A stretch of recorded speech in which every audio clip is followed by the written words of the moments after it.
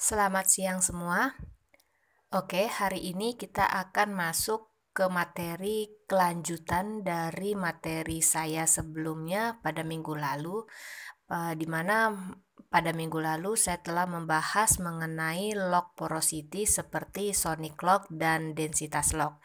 Sekarang saya akan melanjutkan untuk membahas mengenai materi neutron lock yang juga merupakan salah satu tools yang dapat digunakan untuk menentukan harga atau nilai porositas dari suatu formasi atau batuan. Namun sebelum saya membahas materi neutron lock, saya ingin mereview kembali tugas yang telah saya berikan kepada kalian minggu kemarin. Oke, bisa kalian lihat kembali soal pada tugasnya. Di sana tertulis hasil pengukuran density lock dan sonic lock pada lapisan clean limestone M dan N adalah sebagai berikut.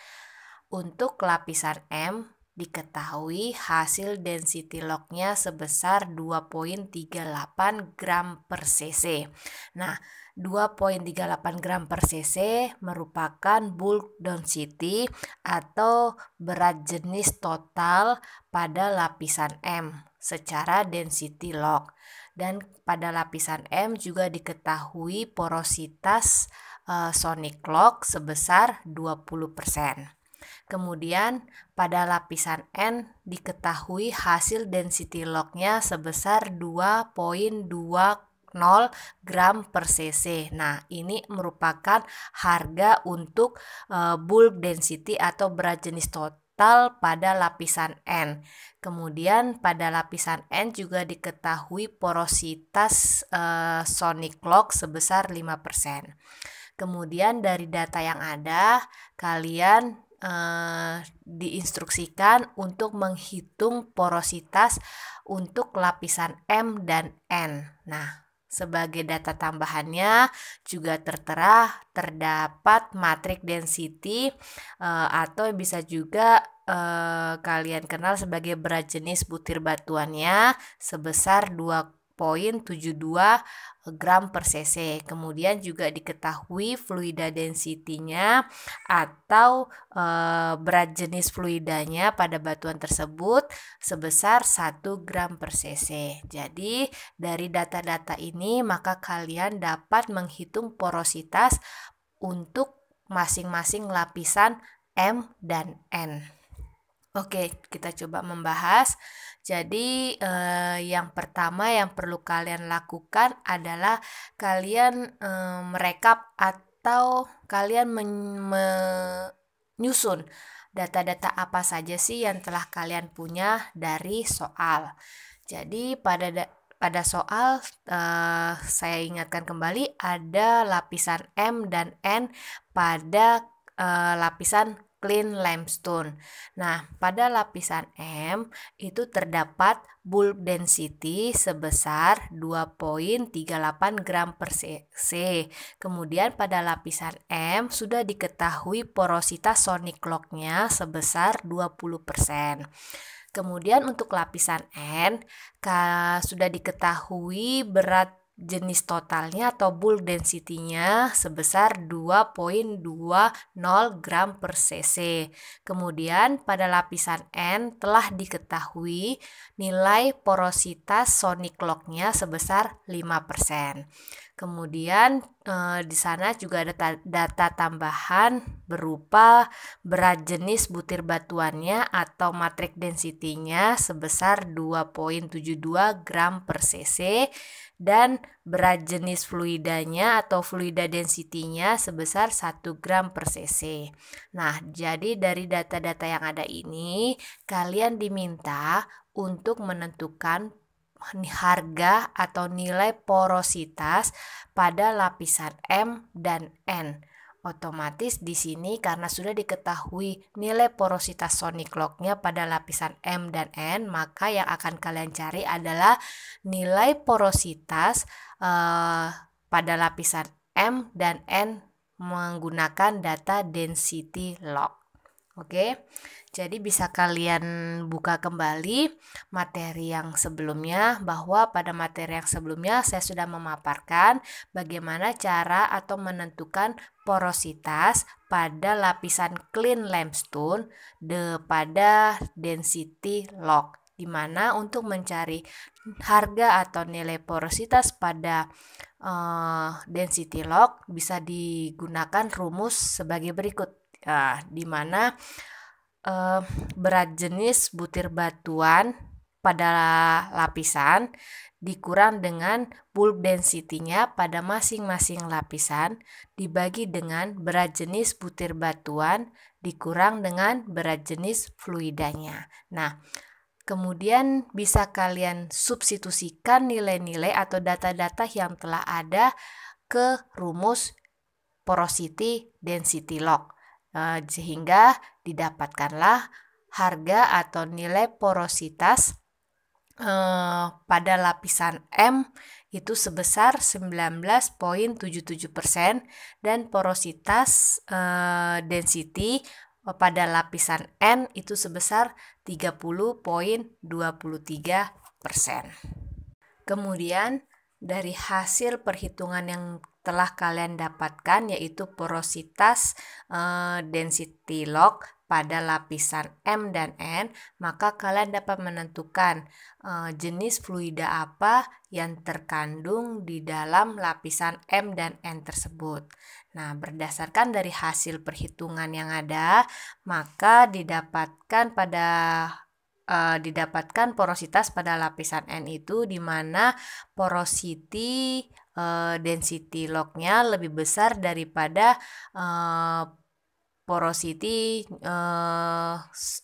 sonicnya. Maka di sini bisa diartikan bahwa lapisan tersebut mengandung zona gas. Bisa juga dilihat dari nilai bulk density-nya, di mana bulk density pada density log itu lebih kecil sehingga menghasilkan porosity sonicnya juga akan kecil. Nah, ini akan mempengaruhi zona apa yang terkandung pada lapisan tersebut. Oke. Sekarang kita akan masuk ke materi untuk minggu ini, di mana kita akan membahas tentang neutron log.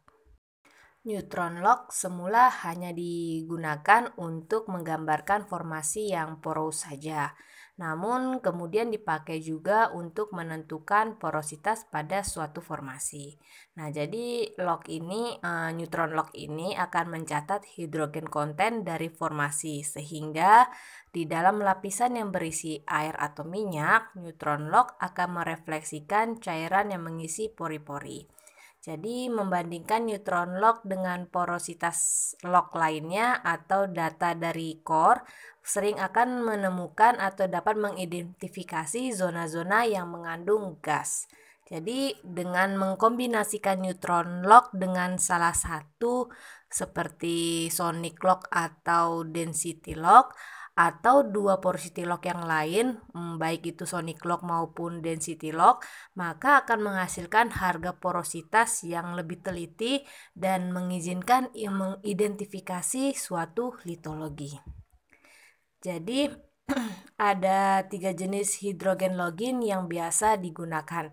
Yang pertama neutron gamma tool, yang kedua neutron slow neutron tool, dan yang ketiga ada neutron fast neutron tool.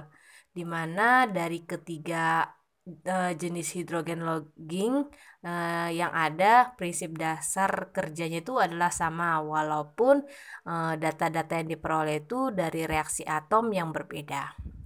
Jadi pada neutron log, alat neutron log itu terdiri atas yang pertama detektor untuk capture gamma ray, epithermal neutron, dan thermal neutron. Kemudian ada neutron source atau sumber dari neutron, seperti beryllium, radium, beryllium polonium, dan beryllium plutonium. Oke. Nah, berikut bisa kalian lihat pada gambar bagaimana prinsip kerja neutron log. Jadi Dalam neutron lock itu terdapat sumber neutron.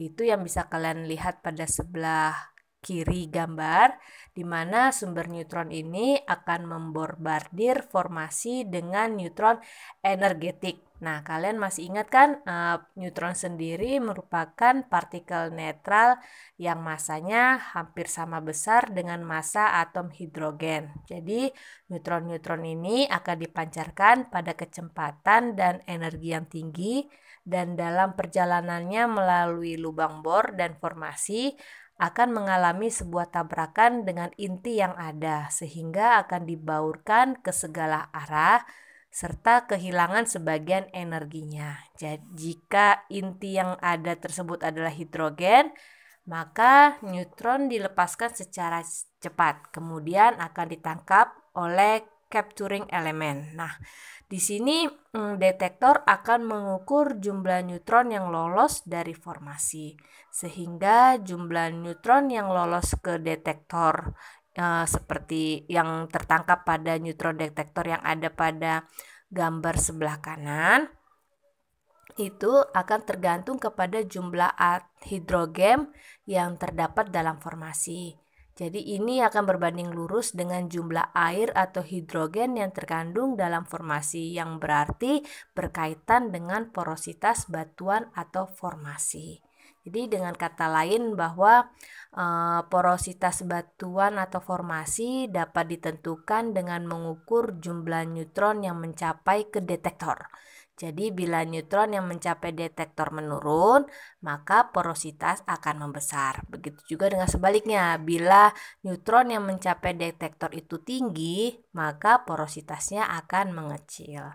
Jadi dengan asumsi bahwa jumlah hidrogen di formasi mendekati dengan porositas efektif, sehingga pada neutron lock ini ada pengecualian berdasarkan prinsip kerjanya, yaitu yang pertama selnya, kandungan selnya. Jadi porositas efektif itu sama dengan 0. Jadi pada neutron lock porositas efektif meningkat karena sel banyak mengandung air.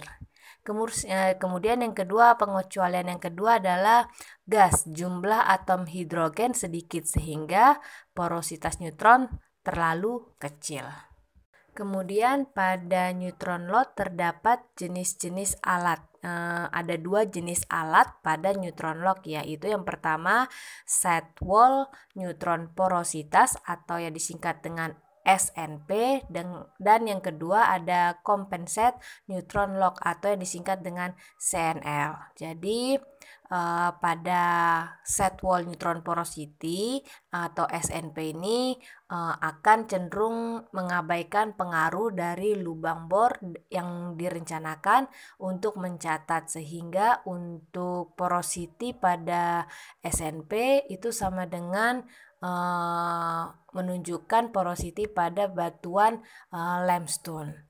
Kemudian untuk jenis alat neutron yang kedua, CNL atau compensate neutron lock ini, di mana alat ini akan mengukur konsentrasi hidrogen pada formasi, dan hasil pengukuran porositas dapat dibandingkan dengan lock lainnya seperti FDC dan sonic. Dan CNL dapat dioperasionalkan dengan mengkombinasi lock-lock lainnya seperti dengan FDC atau gamma ray. Jadi perbedaan antara CNL dengan SNP itu adalah yang pertama, pada SNP itu akan memperoleh deeper respon dari formasi atau kedalaman masih dapat mencapai kedalaman yang lebih dalam daripada CNL. Terus yang kedua, perbedaan dengan SNP itu adalah lebih beralasan dalam mengabaikan pengaruh borehole, sedangkan pada CNL sendiri dia cenderung memperhatikan atau cenderung tidak mengabaikan borehole. Terus yang ketiga, perbedaan dengan SNP adalah dapat digunakan sebagai deep control, di mana hasil respon dari CNL, porosity CNL sendiri akan ditunjukkan dari porosity limestone maupun porosity dari sandstone. Sehingga batasan dari kedua alat antara SNP dengan CNL itu yang pertama perbedaannya pada respon formasi terbatas. Nah, tadi pada SNP di performasinya lebih tinggi. Kemudian batasan yang kedua adalah SNP itu hanya dapat dioperasionalkan dalam open hole, sedangkan CNL itu dapat dioperasionalkan baik dalam open hole maupun dalam case hole. Terus yang ke batasan ketiga yaitu adalah SNP dan CNL itu keduanya memberikan hasil yang baik untuk semua tipe fluida, kecuali apabila CNL itu tidak terlalu baik hasilnya pada salt water. Kemudian batasan yang keempat berupa penyuguhan hasil rekaman CNL biasanya dikombinasikan dengan FDC, dan satuan dari CNL itu adalah limestone porosity unit. Oke, kemudian bisa kalian lihat pada slide di situ terdapat contoh rekaman dari CNL, di mana pada gambar yang paling kiri itu menunjukkan litologi dari batuan. Ada sel, gas, sel, dan terakhir yang paling bawah adalah air. Kemudian pada track yang pertama itu merupakan rekaman dari gamma relog. Kemudian pada track yang kedua itu merupakan kombinasi rekaman dari porosity log antara neutron log dengan density log, di mana neutron log akan ditunjukkan pada garis yang putus-putus, sedangkan density log itu ditunjukkan pada garis yang tidak putus. Nah, jadi pada neutron log bisa kalian lihat ketika rekaman ini berada pada formasi sel, maka akan cenderung memiliki porositas yang tinggi. Kemudian apabila si neutron log ini berkontak dengan zona gas, maka dia akan menghasilkan porosity yang kecil. Berbeda terbalik dengan si densitas log.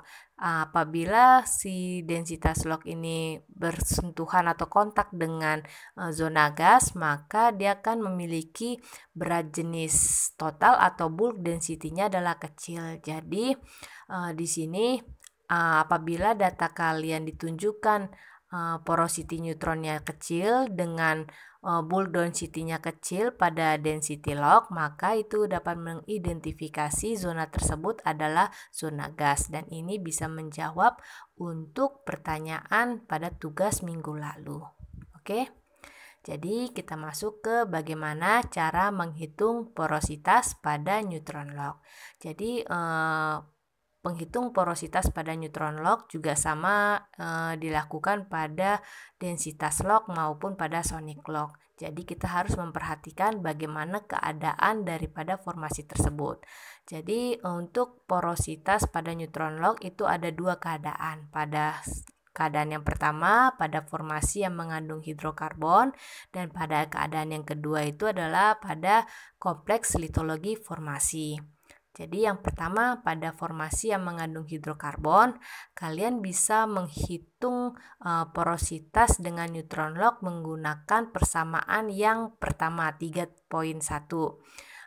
di mana porositas neutron itu bisa didapat dari porositas dikali dengan 1 dikurang saturasi hidrokarbon dikali dengan HI itu adalah hidrogen index ditambah dengan saturasi hidrokarbon dikali dengan hidrogen index. Jadi apabila hidrogen indeksnya itu berada di fresh water, maka nilainya adalah 1. Tetapi apabila kalian menemukan berat jenis hidrogennya itu kurang dari 0,9 dan lebih besar daripada 0,25, maka hidrogen indeksnya itu dapat dihitung dengan berat jenis hidrogen ditambah dengan 0,3. Tetapi apabila berat jenis hidrogen itu kurang daripada 0,25, maka hidrogen indeksnya dapat dicari dengan 2,2 dikali dengan berat jenis hidrogen. Oke, jadi untuk menghitung porositas neutron lock itu juga harus diperhatikan berat jenis daripada hidrogen pada kondisi formasi yang mengandung hidrogen. Apabila berat jenis hidrogennya itu kurang dari 0,9 atau lebih besar daripada 0,25, maka untuk mencari porositas neutron lock dapat digunakan persamaan 3,2. Tetapi apabila berat jenis hidrogennya kurang daripada 0,25, maka kalian dapat menghitung porositas neutron lock itu dengan menggunakan persamaan atau rumus 3.3. Oke. Kemudian cara menghitung porositas pada keadaan yang kedua, yaitu pada keadaan kompleks litologi formasi, di mana misalnya di sini ada fraksi volume batuan limestone dan dolomit. Jadi limestone itu volume limestone atau LS, kemudian ada dolomit itu V dol dan porosity dengan lambang porositas. Nah, jadi untuk volume limestone ditambah dengan volume dolomit tambah dengan porositas itu merupakan satu kesatuan. Jadi apabila dijumlahkan maka hasilnya adalah 1. Nah, untuk neutron lock sendiri bisa dihitung dengan porositasnya seperti formasi fraksi dikali dengan porositas dikali dengan volume limestone dan volume dolomit. Sedangkan untuk density lock itu bisa kalian lihat rumusannya pada porositas dengan cara density lock itu pada materi yang sebelumnya. Tetapi di sini yang saya ingin sampaikan adalah pada kompleks litologi formasi ini, maka apabila dijumlahkan hasilnya adalah 1. Nah, kemudian jika parameter-parameter yang tidak diketahui itu adalah porositas, volume limestone, volume dolomit, maka dengan bantuan ketiga persamaan tersebut seperti persamaan yang pertama, kedua, dan ketiga, maka parameter-parameter tersebut dapat dianalisa. Oke. Jadi untuk neutron lock bisa kalian lihat bahwa untuk mencari porositasnya harus memperhatikan atau melihat dari dua kondisi. Yang pertama pada formasi yang mengandung hidrokarbon dan yang kedua, kondisi yang kedua adalah pada kompleks litologi formasi. Kemudian pada neutron lock itu terdapat jenis alatnya, ada yang pertama tadi adalah CNL dengan SNP, oke, dimana masing-masingnya mempunyai perbedaan dengan batasan-batasan tertentu. Oke, jadi itu paparan saya tentang neutron lock. Jadi pada lock porosity itu ada 3. Yang pertama sonic lock, yang kedua ada density lock, dan yang ketiga adalah neutron lock. Masing-masing dari lock ini dapat mencari harga atau nilai dari porositas suatu batuan yang bisa dikombinasikan ataupun bisa berdiri sendiri apabila tidak diketahui litologinya. Oke. Jadi di sini pada kombinasi dari porosity lock ini bisa dikombinasikan dengan salah satu atau dua lock porosity yang ada seperti sonic dengan density atau density dengan neutron lock atau neutron lock dengan sonic dengan density. Itu bisa dikombinasikan tergantung dari keadaan dan data yang ada. Jadi dari ketiga parameter ini terdapat hubungan, terutama untuk hubungan antara density lock dengan neutron lock, di mana pada density lock dengan neutron lock itu berdasarkan dari grafik ini cross plotnya itu untuk limestone dan dolomit itu adalah sama. Saya contohkan misalnya ketika porosity pada neutron lock itu adalah 20%.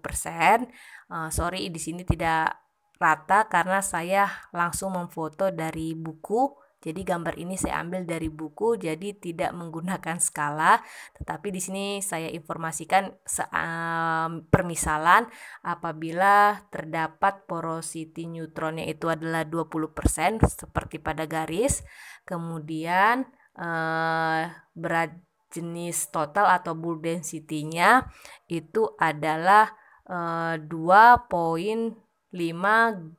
gram per cc. Nah, jadi dari chart ini atau dari grafik ini didapat litologi yang terdiri dari limestone dengan dolomit dengan menggunakan dua lock porosity atau porosity lock seperti density lock dan neutron lock. Jadi kombinasi dari porosity lock ini yang pertama pada sonic lock maupun density lock dan neutron lock ini masing-masing secara terpisah dapat mengukur atau menghitung porositas batuan jika litologi batuannya diketahui. Yang kemudian kombinasi porosity lock ini pengukuran dengan menggunakan dua macam porosity atau lebih dapat menentukan porosity untuk kompleks litologi formasi, dapat menentukan zona gas dan porositasnya. Jadi untuk mendeteksi adanya zona gas itu bisa digunakan sonic lock. Dengan adanya sonic lock akan mendeteksi zona gas, akan memberikan porositas yang besar. Kemudian pada densitas lock untuk mendeteksi zona gas itu akan memberikan porositas yang besar juga, terutama untuk seliformasi akan menunjukkan harga yang relatif kecil, sedangkan pengukurannya tergantung pada invasinya. Kemudian pada neutron lock untuk mendeteksi zona gasnya akan memberikan porositas yang kecil. Ini akan berbanding terbalik dengan sonic lock dan density lock yang tadi.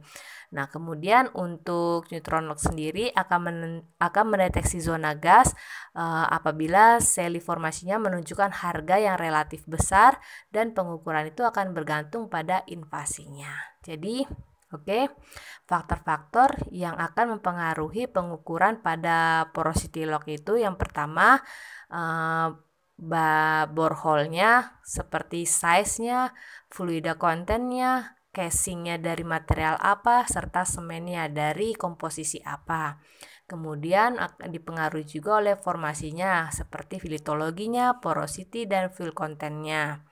Kemudian dipengaruhi oleh source-nya atau sumbernya dari spacing detektornya dan statistical variasi. Kemudian akan dipengaruhi juga oleh logging speed-nya dan time constantnya, seperti pembelajaran kita pada density yang kemarin ya, density lock yang kemarin.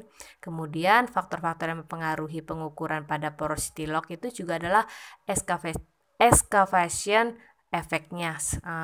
Jadi inilah 6 faktor yang akan sangat mempengaruhi dari porosity lock, baik itu sonic lock maupun density lock atau neutron lock.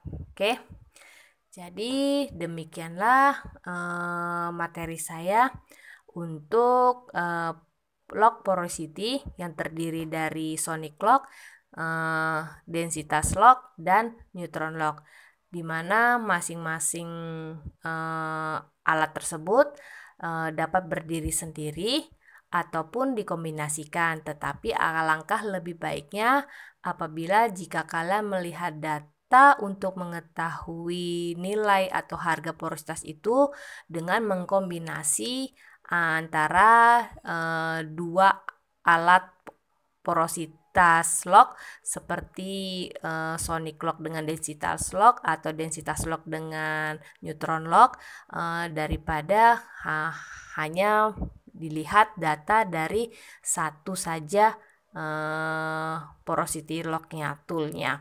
Jadi ya tujuannya adalah agar kalian untuk mendapatkan data porositas itu kalian bisa lebih akurat, lebih teliti apabila kalian menggunakan lebih dari satu porosity lock, baik itu sonic, densitas ataupun neutron lock.